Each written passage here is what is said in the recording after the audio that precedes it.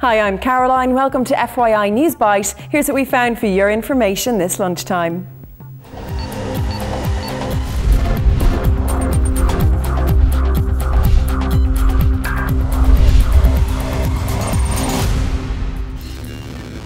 No peace to keep. Dozens of soldiers have been killed in a fresh wave of violence between Syrian government forces and armed rebels.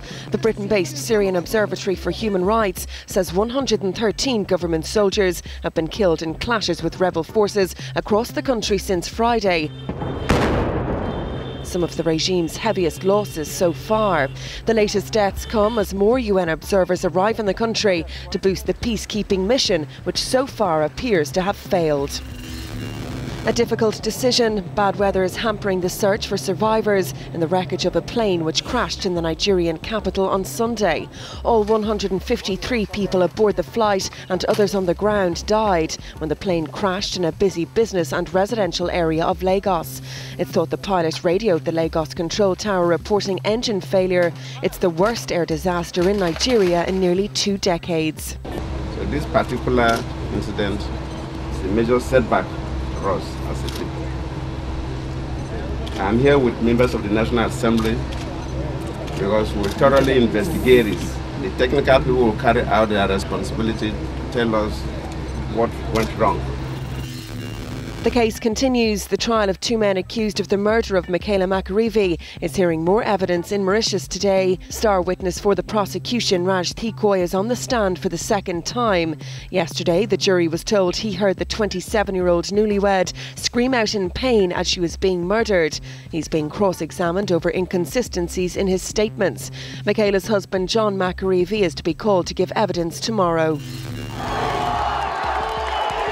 On the streets again, protesters took to Cairo's Tahrir Square last night, once more calling for a ban on former regime figures from running for the presidency.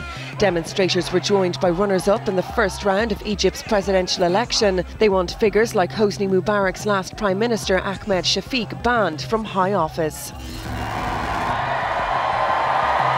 And no bank holiday hangover for Her Majesty. After a star-studded concert with performances from Stevie Wonder, Paul McCartney and Elton John last night, the Queen of England's got another hectic day ahead of her. Hundreds of thousands of spectators are due in central London for the last day of Jubilee celebrations. Events include a service at St Paul's Cathedral, followed by 2 receptions, a lunch at Westminster Hall, a carriage procession to the Palace, and finishing up in style with a balcony appearance and flypast. FYI is interactive. From your opinions to news you think we should be covering, we want to hear it all.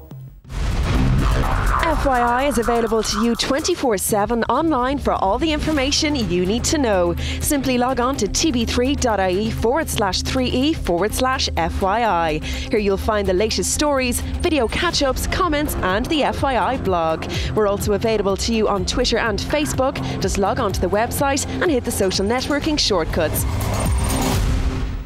Time now for a look at the funniest clips on the web. Here's our top 5.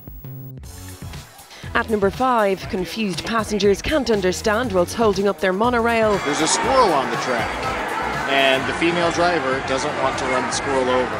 It's a railway-loving rodent. That's one squirrel with some serious nuts. At number 4, if you're going to run into a wall, might as well do it in style. At number 3, a drink of water turns into a puffy merry-go-round.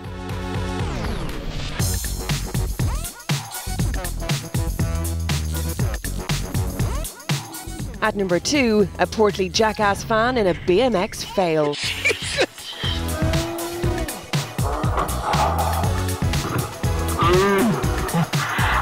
And for sheer effort, this guy makes our number 1 today. Probably his first and only number 1. Thanks to Jason for leaving the link on our Facebook page. Come on, Bobby, let's go that. I'm a Bobby girl in the Bobby world.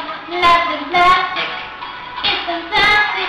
You can have me. Tune into FYI later for the newest downloads. We'll have more on the top stories, all of today's tech news, and Paul will be here with all of the sport. We'll see you back here at 6 right here on 3E.